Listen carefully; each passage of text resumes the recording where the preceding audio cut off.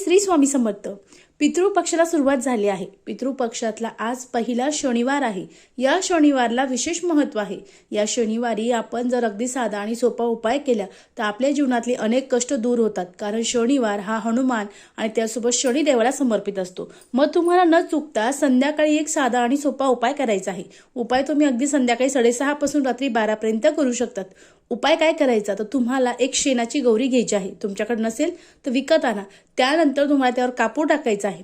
कापरासोबत 2 लवंग टाकायचे आहे, 1 तेजपान टाकायचं आहे आणि त्यानंतर शुद्ध गाईचं थोडंसं तूप टाकायचं आहे आणि त्यानंतर ते देवासोबत प्रज्वलित करायचं आहे।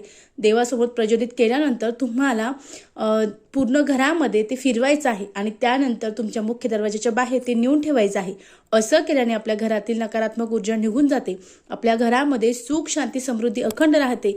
घरातील इडापिडा सुद्धा नाहीशी होती। अगदी साधा आणि सोपा उपाय आहे, निश्चित करावा। श्री स्वामी समर्थ। धन्यवाद।